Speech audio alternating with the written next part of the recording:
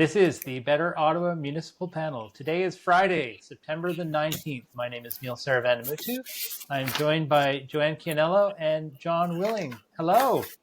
Hello, hello. Hello. How are you both today? As we say in London, cheerio. No one says that. I'm just saying. But yeah, we're good. Good. Well, listen, we took a week off. And Joanne, maybe you can share with our listeners why we took that week off. Yeah, it is. Well, to celebrate our 30th wedding anniversary, my husband and I went to London, England. I had never been there, actually. And we were supposed to go 5 years ago. My daughter went to school there, and there was a pandemic. So that's where I went. And I love to visit a city and just hunker down. We rented an apartment. And it was amazing. It's a beautiful city. Really did not disappoint. Although I hear the weather was better here than it was there, which I guess is par for the course, I guess. Well, can we ask you, do you have a highlight from the trip? Yeah, I mean, obviously we did all the sites. We walked a ton. Two things. One, when you walk around, especially the central part of London, which is pretty big, you get this idea of what people mean when they want to say a mid-rise city, like until you got to Canary Wharf and some other neighborhoods like that, which are quite a ways out, it's not a super tall city, right? It's 6 stories, 8 stories, 10 stories, right? And it doesn't really loom on you. I love Chicago, but you know how Chicago's a really tall city. Toronto, of course, is a very tall city. London is not like that. And I'm like, oh, I think this is what people mean when they say this is what they want. What they don't realize is, of course, every single block has to look like that, not just a few blocks. It's your own house. You also have to live in an apartment. So that was great. Beautiful to walk around. And also the transit was great, despite the fact that the first 5 days there was a strike on the underground. And so, yeah, it was crazy. You couldn't get a cab, which is fine. They're very expensive. But the buses were packed. They were driving by, but people were taking the bikes. They were taking the Thames Clipper, which is a boat that goes along the Thames that people use literally for both commuting, but also fantastic for sightseeing. We used the inner city train to go to Oxford. We took a lot of different kinds of transportation. When the tube was working, it was great to get around the city. So I even took a bus. We caught colds, and my husband had to sleep in one night, Sunday night. And so I took a bus from our flat to Notting Hill to a 110-year-old theater where I watched Downton Abbey. Yeah, it was very fun. But on the way home, I was the only person at 11 o'clock on the bus. And I'm like, oh, this is a little bit like Ottawa. I'm sure there are people also in London who say, there's only one person on that bus. We should be canceling Route 27 from Notting Hill. So anyway, it was really great to just sort of be in another city to see how it works. It was really fun. Yeah. I was going to ask Joanne, were you there when a certain international leader was in the country? I sure was. What did that look like on the streets? Nothing. Honestly, you would not even know he was there. We're reading the news things about it, and a lot of it was in Windsor, so we were in London. But yeah, they seem to not care too much.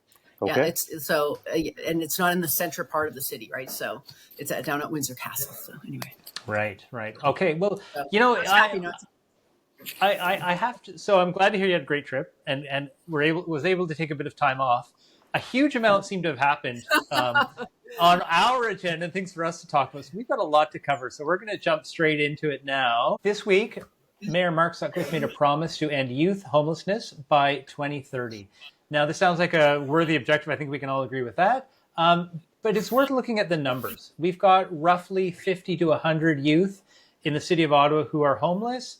We've got a total homeless population of about 4,000, according to the last City of Ottawa count. So we're talking really about maybe 2% of the total homeless issue here. Now, Joanne, can you just get us started on this? And we haven't seen any specific plan come forward with this commitment, other than the idea of perhaps a hackathon to come up with some new ideas. So is this, I have to be a little cynical about this and ask, is this a real announcement, or is this just politicking? Well, I think little column A, little column B, right? So let's look at the actual policy part of this. As you say, it's a small amount, relatively speaking, 60 to 100 people in their teens, maybe early 20s, experience homelessness. There's a lot of evidence to show that if you actually can help people when they are younger, they will avoid being chronically homeless later in their lives. So that is great. Also, it's something that's doable, right? Because the numbers are so small. And of course, it's not the same 100 people. Yes, you help the 100 youth right now that are experiencing homelessness, but they're going to actually be replaced by other people. So you need to actually develop programs that will, help meet people when they're vulnerable and, bring them the supports they need, right? And so that is great. Absolutely. There is real policy. And I think it's being announced now, although it did come a little bit out of the blue, I have to say, just like an announcement with, nothing attached to it. But the 10-year housing and homelessness plan is being refreshed right now. I would like to actually just point out that the 10-year plan is not just the 10 years. We had a 10-year plan before, that ended in 2024. So this is a new 10-year plan. Anyway, we're looking at that now. So I assume there's going to be some policies in there and part of the budget. And so, yeah, it's good. I mean, is it as aggressive? Is it as what is the word I'm looking for? Ambitious as we might want on homelessness? Maybe not, but it's something that can be is doable. But is it about the election? Yes. Everything from now on is about the election. The election's a year out. So I think you bet it doesn't hurt. Okay, John. So, talking about election, remember back in 2022, the mayor made a promise to, quote unquote, fix transit. And we know how that worked out. I don't think anyone would say that transit has been fixed in the city yet. So given that record, I mean, how should we take this? Should we take this promise to fix youth homelessness? How should we take that? Is that serious? The mayor still has a year to fix transit, so we'll see what happens. But one thing I would say is that, and Joanne's right. Like, I think this seems like a fixable thing, youth homelessness. The other thing is unlike transit, social issues, social programs. There's resources in the community too that can help the city in this goal. So the city doesn't really have to do it alone. Yes, it's like a principal stakeholder. Like transit, there are the upper governments that will help with funding, but on the ground, the city is the main stakeholder. But they have like a bunch of organizations I would say grassroots organizations who are connected to youth on the streets that can really help and bring back intel to City Hall to target those programs and target those strategies. So I think this is doable. And Neil, when you ask, is this actually doable compared to other promises that have been made? I think if you're the city, you have help. You have a wider net of resources at your disposal. And I think that's actually plays in the mayor's favor and really plays in the municipality's favor too. Okay. Well, Joanne, Joanne, I want to ask you about this. I mean, sure, it's doable, but if we're talking about somewhere between 50 and 100 youth, do we really need 4 years to do this and all those resources that John talked about? Yeah, I think excellent point. And I don't know, it depends. How do you bring the programs? You could probably find homes for or 60 youth in the next 6 months. But do you have the programs in place that are going to help those people all the time, right? And so I think that's what we might be developing. I would also say that those 100 youths have been homeless for 3 years in this term of council. So I'm glad we're coming to it now. And I do take John's point, right, that this is about community activists and community organizations. You'll see that Katie Burkhold Harris of Ottawa Alliance and Homelessness was there at the event, at the mayor's announcement. And I believe that she and other organizations kind of laid out a plan, just like, look, this exists. We have ways to do this, but you have to help us. And so that's good. It's good that the mayor has signed on, but it's good. Sure. Okay. I just don't think it's a huge thing. John, last word to you. And it's the mayor made the point of saying that this is something that we are doing as the city of Ottawa, and so with some of these community partners, but we are not looking to the province or the federal government for funding to address this issue. Now, I think anyone that looks at homelessness would quite objectively say that there's no way that a municipality can solve the homelessness in their community on its own. They will need to get resources from higher levels of government. So is this the right approach? I mean, should we just be trying to take on the little slice that we can do on our own, or should we be, like getting out into traffic and saying, we're going to go, we're going to be more ambitious. But to be more ambitious, we need those higher levels of government to come in and do their part too. Well, it'd be nice if all three levels of government were rowing in the same direction, especially when it comes to social programs and homelessness initiatives. So to your question, yeah, I think it'd be great to have other levels of government. I don't know why you would just say, no, we don't need anyone else's help. We're going to do it alone. Why not, like Joanne said, column A, column B, column B. Have a plan, but hopefully upper level of government, really the province, would be able to recognize it and put some money behind it. Just like transit, right? I mean, it should be helped by other levels of government, just not the municipality, which is stretched financially. Most municipalities are. So why not get the upper levels of government involved with funding for a really important, local initiative? Okay. Let's move to topic number 2, which is there was an election spending report on Councillor Sean Menard. Now, Councillor Menard was being investigated for possible violation of election campaign financing laws, and the investigation found that he had, I believe it's misdeclared about $300 in spending. So he had used some signs from the previous election 4 years before and had misrepresented how much was the value of those by about $300. So now the committee, and it's important to say that this was a committee of 5 outsiders, so no city councillors were on that committee. They were appointed by the city, and they decided that this was an administrative error committed by the Menard campaign, and it was not worth prosecuting Councillor Menard for this deviance. Now, final point is that this investigation was prompted by a call from former Taggart corporate executive Ted Phillips. Now, we'll come back to why this is important in a minute, but John, I want to begin with the committee. Did they make the right decision? And furthermore, what do we know about the cost of this investigation? That's something that people have been asking about. Good question. To my knowledge, we don't know the actual number. We can only go back by historic numbers for similar investigations related to signs. Which is outrageous. Yeah, and I think it was the great former councillor Doug Thompson had a compliance audit, and that audit, I believe, cost just over $84,000.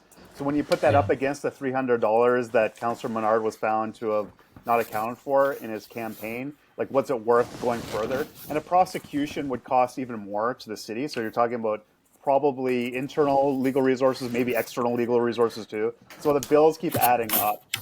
So I think that's probably the right decision by the compliance committee. Don't go further. Maybe there needs to be, and this is more of a provincial issue when you start talking about elections compliance issues, because, municipalities are creatures of the province. Maybe there needs to be some kind of integrity commissioner reprimand or something like that. I don't know. But I think it's the right decision not to go further with this case anyway. Okay. Yeah, and Joanne. I just wanted to mention too that I think it's really important to clarify that even with that $310 misrepresentation, which was against the Municipal Elections Act, right? The audit found he did break the law on that, but he did not put him over his spending limit, right? Not even close. So I think if it was over the spending limit, they would have the elections audit committee would have had a more difficult decision to make about that. So because they just found it's this idea of reusing your old signs. If you're an incumbent, you have to actually use so that you don't have a big advantage, right? But because he wouldn't have gone over the spending limit, they said, as John says, okay, forget this. This is ridiculous. So it is interesting. There's been ones about there have been other issues every election. I think Laura Dudas as well. Yeah. Well, right. If I remember, Laura Dudas's issue was that she had spent money before the election period opened, so had I think one of her volunteers bought T-shirts. That's right. Yeah. Okay. Yeah.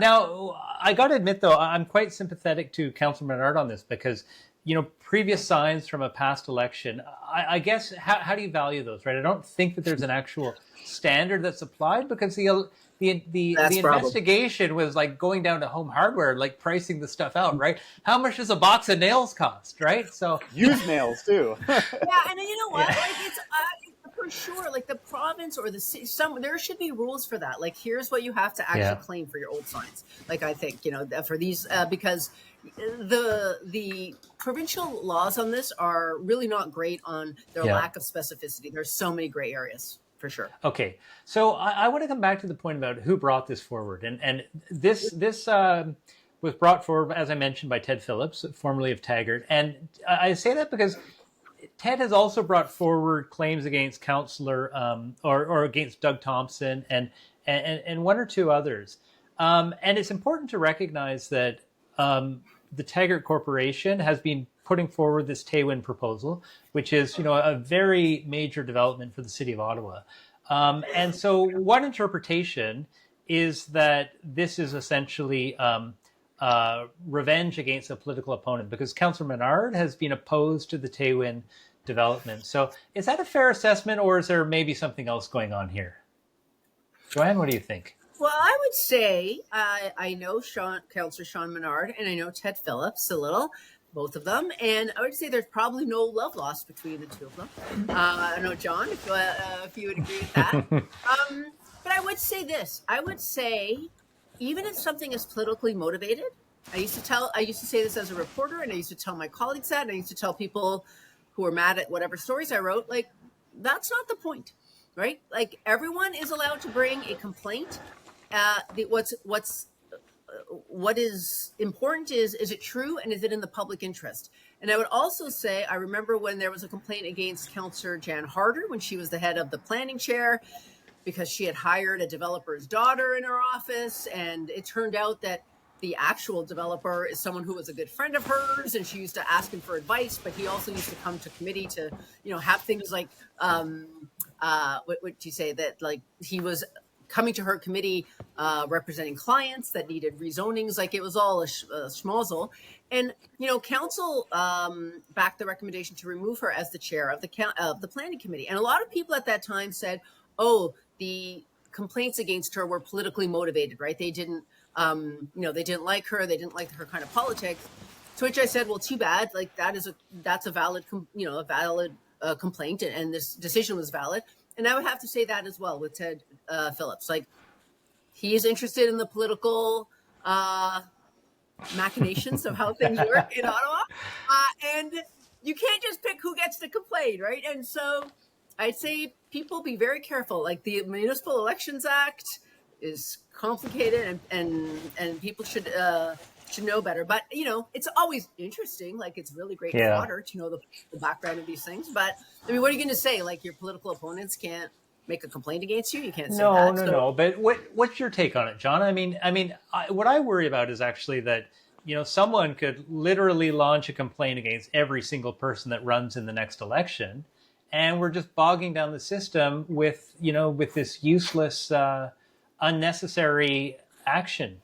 What do you think, John? Well, I think that's the process that's laid out by the province, to have the community act as watchdogs. And you know what? If Ted Phillips wants to be the chief scrutinizer and watchdog for campaign finances in the city of Ottawa, I say have at it. Go for it.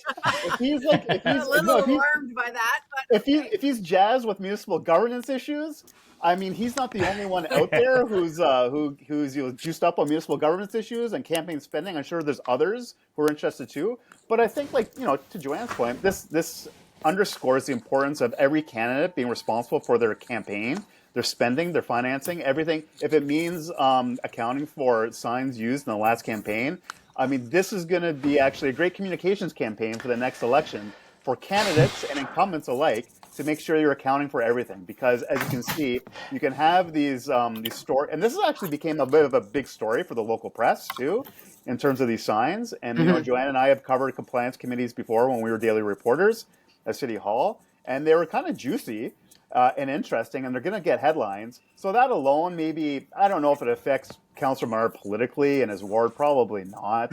It's not at all. I think the watchdog aspect is important, and to Joanne's point, just because it might be some political plays at hand, I don't think it matters if the law was if the possibly broken. We don't know because it didn't go to prosecution. But if there was some audit irregularities, then it should be brought to light.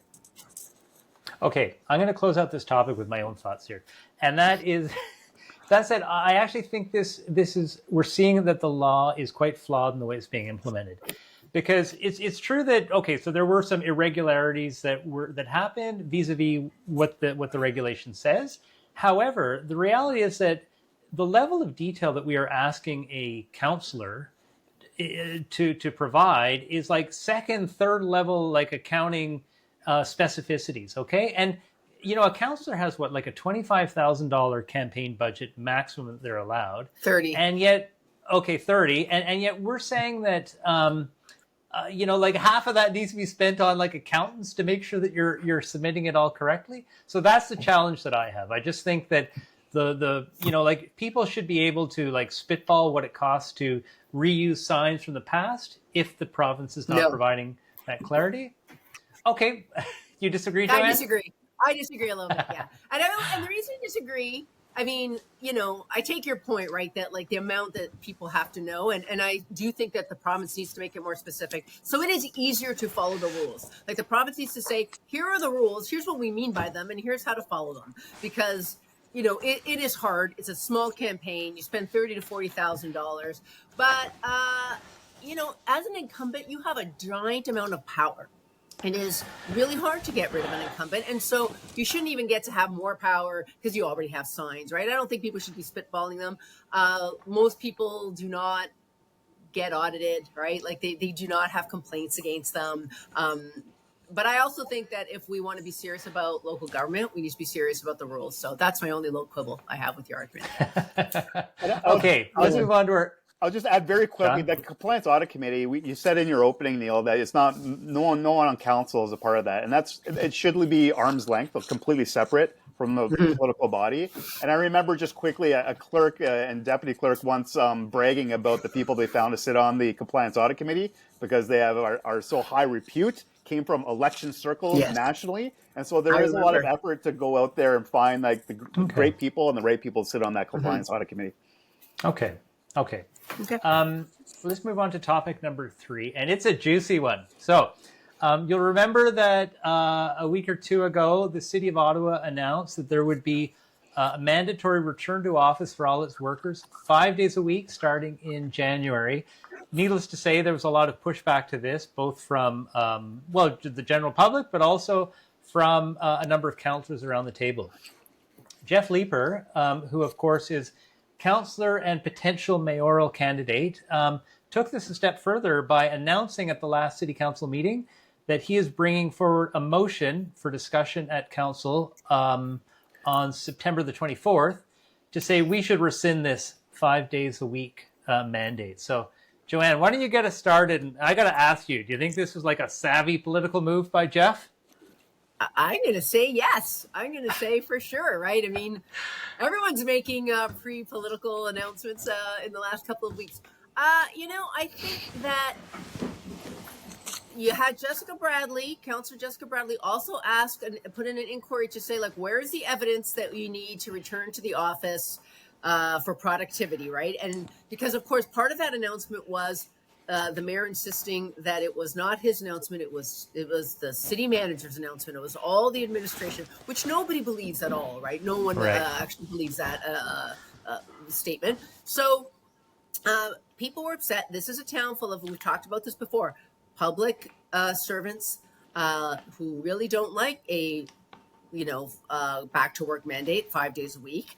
They see the city capitulating to what looks like pressures from the premier, right? We had Doug Ford say recently that he wants all the municipalities to go back to work full time after he's sending the provincial workers back. A week later, here's our announcement. I mean, it's very hard to see how that's not the city's. It's hard to not see the city's actions as succumbing to pressure from the province. No one likes this, right? And so you have Jeff Leeper, who personally, I know him, and he personally doesn't agree with the decision. But also, you sort of get this council realizing that, we are actually involved in the decision making of the city. We have let the mayor and staff make decisions all the time, and we just accept them. And they're finally realizing, like, well, maybe we don't have to do that. The delegation of authority we saw in the LRT system was a disaster, and this was how just a bad system got steamrolled through because there wasn't enough oversight. And now it's council's thinking, like, oh, we actually do something here. This is a much smaller issue, but so yeah, now they're sort of all flexing their muscles a bit. They're hearing from people, their own staff, their own constituents who don't want to go back. I mean, we just had to extend the transfer system on the buses to 2 hours because you can't get from Barhaven downtown in the 90-minute allocation, and we had to make the travel time longer. If you have some city workers working there, do you think they want to come down 5 days a week? I don't think so. So it'll be interesting to see. I cannot wait for this meeting on Wednesday where the is. I do feel a little bad for Wendy Stephenson, though, the city manager, because she's going to be grilled on, like, how did you make this decision? How is it just your decision? What's the evidence? And it's going to be really hard to make it seem that it wasn't politically driven. And I don't think that she should be made to take the fall for the mayor's decision because, she can't just say, she's not going to just go against the mayor, right? Especially in the strong mayor power issue. So it's going to be juicy, I think. It certainly is. And John, like, how can any councillor vote against this, right? like, and the mayor too. Well, let's come to the mayor in a sec, but like, how can anyone vote against it? How can the mayor vote for it? It's his idea. Yeah. Like, what? I'm waiting for that meeting to see if someone asks if the motion is out of order or there's going to be a replacement motion, or like I can see something like that happening because the motion as it stands now is really would, if you're a city councillor and thinking about all the things Joanne just talked about, how this is like a real burning issue in the capital region, like how do you vote against the motion? It's like what I would call it's a vibe vote, guys. It's a vibe vote because it's not really. I love that. It's not a vote on like really important policy per se that affects like the operations of the city government, but it's an indication of how just generally life should run these days, made by city council. Should there be return to office in general? And this is an opportunity, thanks to Councillor Leeper, for council to say whether they agree in general, I think, with return to office. And I think we had a really good discussion at the last pod about, the city has always wanted to like free up our roads and get traffic down. And so like working from home was a strategy at some point to make that happen. And now here we are after a pandemic and having other debates about this, but this is a really tough one for council. I can't wait. And Joanne's right. I think the city manager, Wendy Stephenson, is the chief operating officer of the city, or the CAO, I should say, administrative officer. I hope she probably will come with like evidence, some kind of like qualitative or quantitative things that she can present to council. Say, hey, here's why a return to office strategy would work best for for taxpayers in this municipality.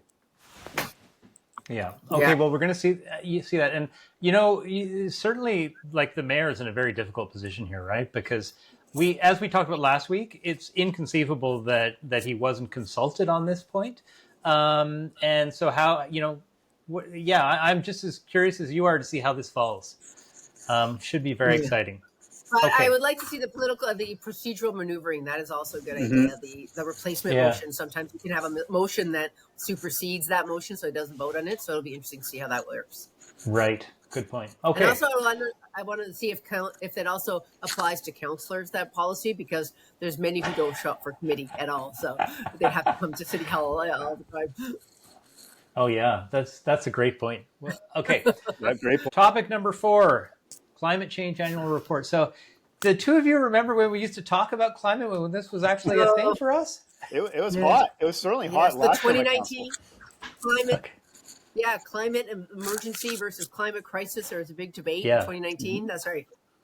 I mean, now it seems to be the issue that dare not speak its name, but we're here to talk about it. And the City of Ottawa released its annual climate change report, and it's supposed to release this annually. I think it's actually been a couple of years that we haven't seen one, but it talks about how the city is doing against its targets to reduce emissions. So reduce emissions by the city itself, by the corporation of the city of Ottawa, but also how the larger community is doing in terms of like the city, like the people of Ottawa, the community of Ottawa, how we're all doing in terms of reducing our emissions. And the goal is to get to net zero by 2040 for the city, 2050 for the community at large. So Joanne, can you tell us what the report had to say in terms of how we're meeting those targets? Yeah, so on the city side, like what the city's doing for itself, in 2014, they set a target that we would reduce the city's own GHG emissions by 30% by 2025, which is now. And up to 2022, the city was doing pretty well. They were on track. But it has slowed down since then. And so we've only reduced our emissions by 26% instead of by 30%. However, on the community side, which the city has less control over, it's community emissions have only reduced 5%. So not great on that side as well. So that's the overall sort of broad picture. Okay, so not bad on the city of Ottawa itself. The larger community, not quite as fast as we were hoping for. So, John, can I just turn to you, because I hear a lot of people say, including around the council table, that climate change is a federal responsibility. This is not a municipal issue. Do you think that's a fair assessment? And I just want to add two sort of data points. One is we've heard recently that the city of Vancouver is equally struggling to meet its community goals. We've also heard the province of Ontario is not on track to meet its climate objectives. So this question of is this just a federal responsibility? Should the city be taking climate action the way that it's proposing to do? Well, I mean, it's everyone's responsibility, right, to look at an individual level too when we talk about the community greenhouse gas emissions. But in terms of like a municipal government, no, I think they have to take responsibility for the emissions. The reason why City Hall has been able to put a dent in their own emissions is because of electrified light rail transit. Yes. And the transit. In fact, the transit portfolio is the big driver usually of greenhouse gas emissions. And it's interesting hearing now the debate at council, considering the state of the transit system, that they're worried about getting enough e-buses on time. They're thinking about bringing back gas buses. And so that, goes against all of these climate protection policies that the city has been pursuing over the past 10 years or so. So that's going to be an interesting thing to reconcile. But to your question, Neil, no, City Hall does have a role to play. Every government does. And when it comes to municipal governments, especially in large urban areas, the transit system is the big player of greenhouse gas emissions. Right. Okay. So Joanne, again, this is a topic of discussion at council and elsewhere, is that what can and should the city be doing, if anything, to try to reduce these community emissions? Okay. So so they do have some programs like Better Homes Ottawa that helps, provide loans to people to retrofit their homes, to get heat pumps. That could be expanded. Although, I mean, obviously, I do support that kind of program, but it is hard because, municipal tax base is not exactly a income redistribution kind of tax base, right? So even though those programs are very laudable, I'm not sure that it's 100% appropriate. But they could do what they really should be doing is bringing in a more environmentally responsible infrastructure systems. That is what cities do, right? And of course, we mean transit. To John's point, there is zero way we should be bringing back diesel buses. No way. What we need to do is expand the electric LRT, and even the diesel train. I know I'm going to get some pushback on that. The new north-south one is a little bit more. It is actually a bit more environmentally friendly than the ones we had before. It could be better, but expand the transit system to the point where it is reliable and affordable and people want to take it, get them out of their cars. This is what we can do for people. Where are all the, have the electric car recharging stations. I know that was one of the mayor's promises, to have lots more of them in the city. I don't know where we are on that. But more importantly, things like, where is our bus? Where's our bike share program? You asked me what I liked in London. When the tube was down, you could not get one of those bikes. Everybody was using them, to get to work, right?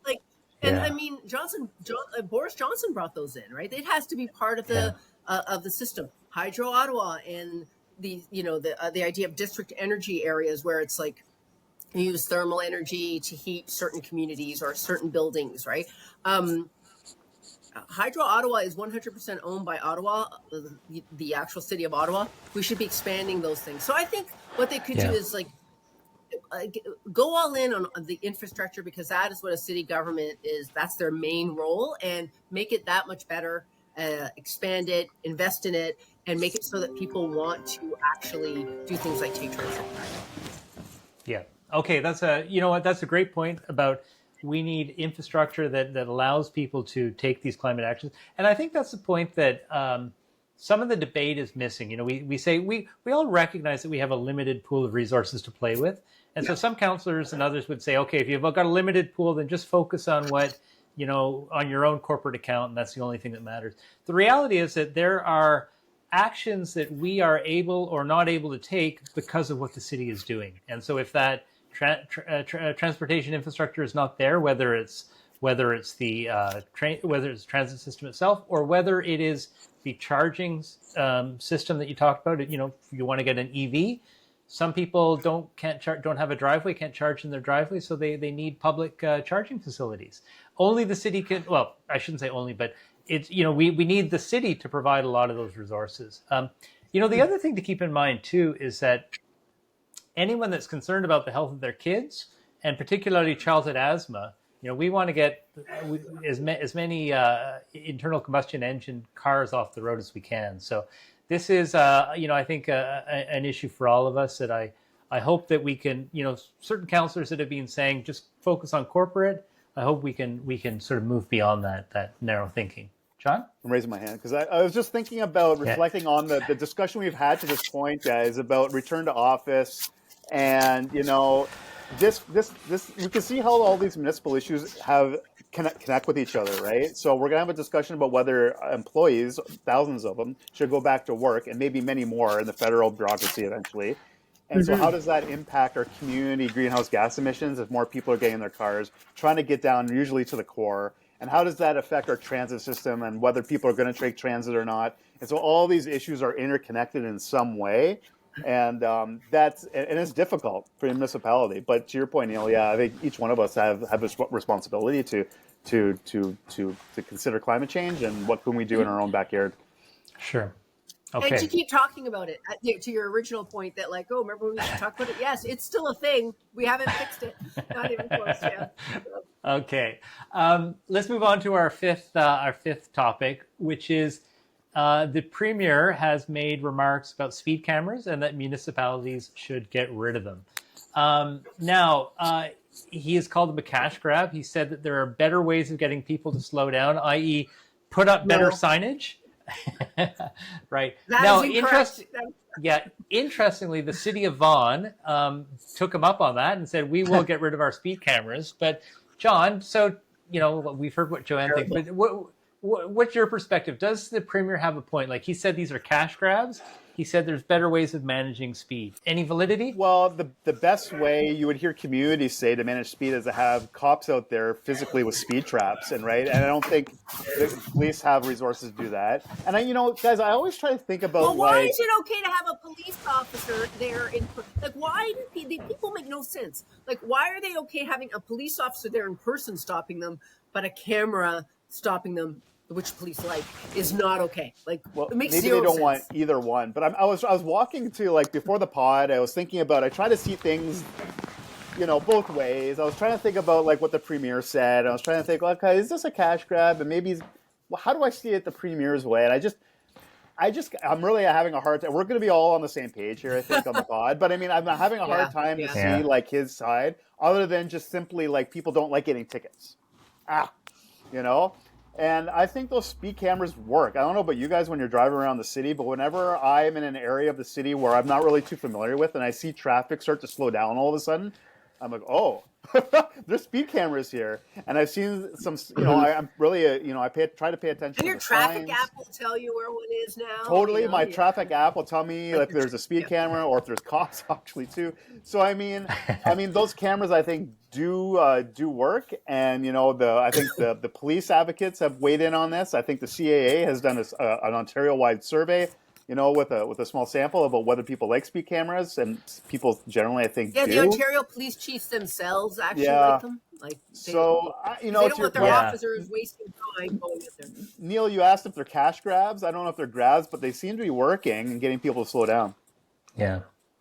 Can I ask, have you two ever got a speed camera ticket? I've got a red light ticket once. Really? Yeah, I that's have not to admit, good. I've had a red light ticket, and I've actually had Yeah. two speed tickets.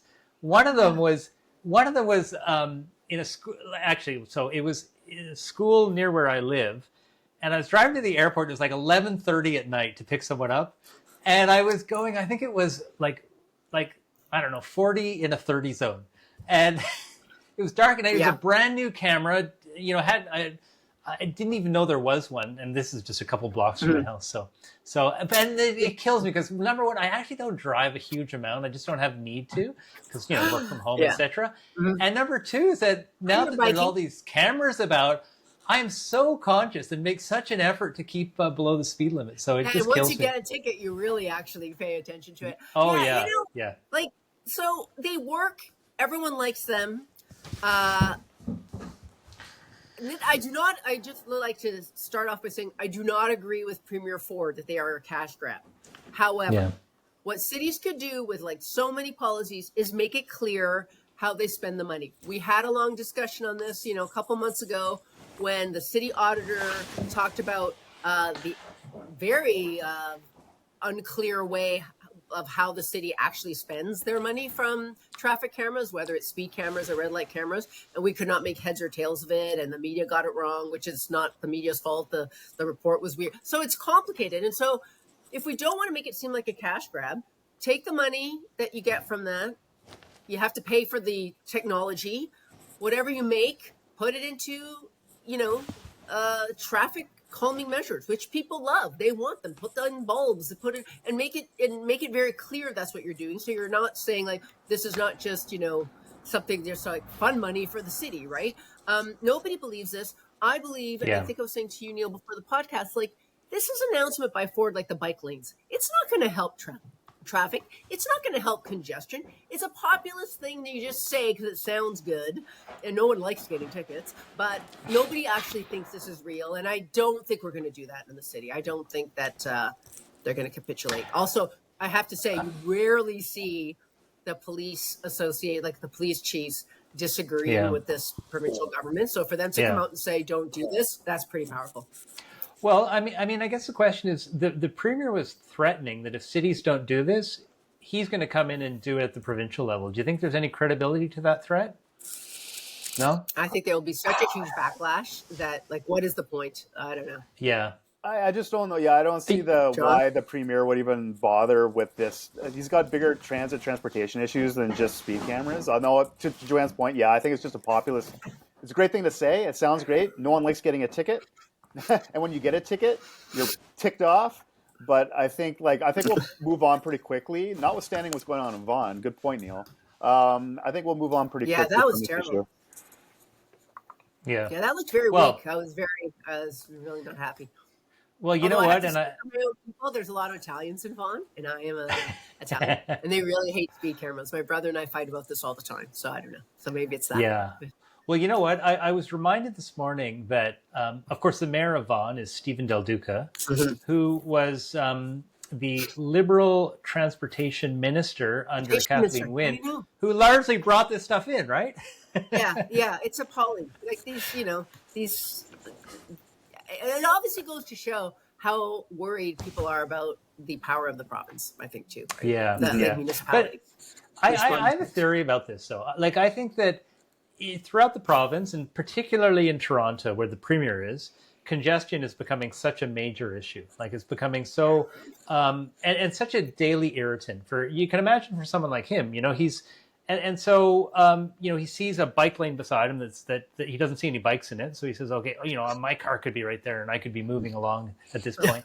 I actually feel that like congestion is such a problem that, he's looking for any solutions or any scapegoats that he can point to, right? Whether it's, okay, we're going to build a tunnel under the 401, or we're going to blame bike lanes, or we're going to blame speed cameras for not letting people go fast enough. And it's really just like a distraction from the real solutions that we need to solve congestion.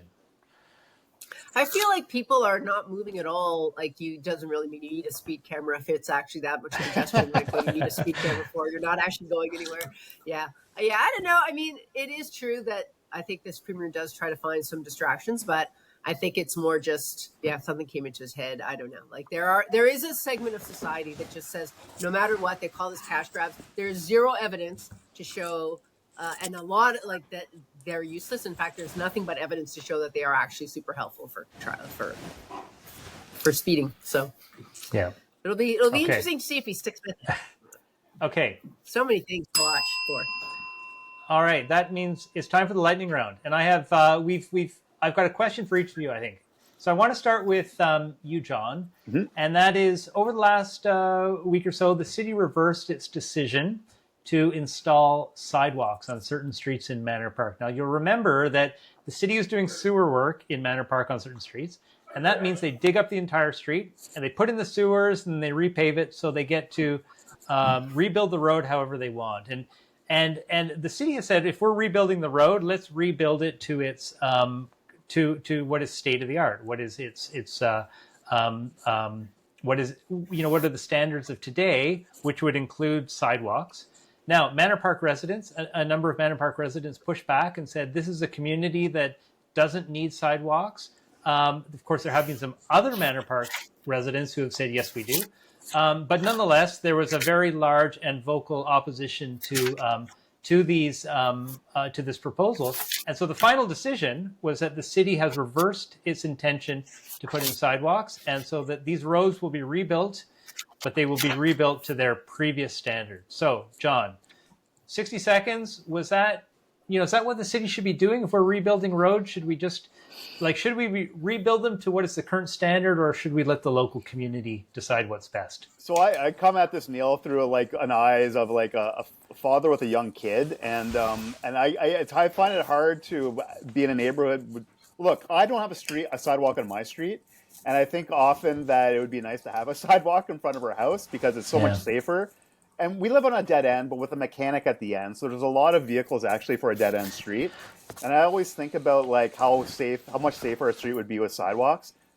That said, and I get what those homeowners are thinking who are against the sidewalks. You put in a sidewalk, the city usually owns a bit of the frontage of a house. You put in those sidewalks, all of a sudden your driveway is cut down. So we have at our place, we have a driveway that can fit 2 cars. Putting a sidewalk through there might mean you couldn't fit a second car in a driveway. You might have some shrubbery. You might have some greenery in that space where they'd have to dig up for a sidewalk. So I get what those homeowners are saying, but I always err on the side of safety for young families with kids who could really use a sidewalk to learn how to bike, to walk, for parents to walk with a stroller, etc.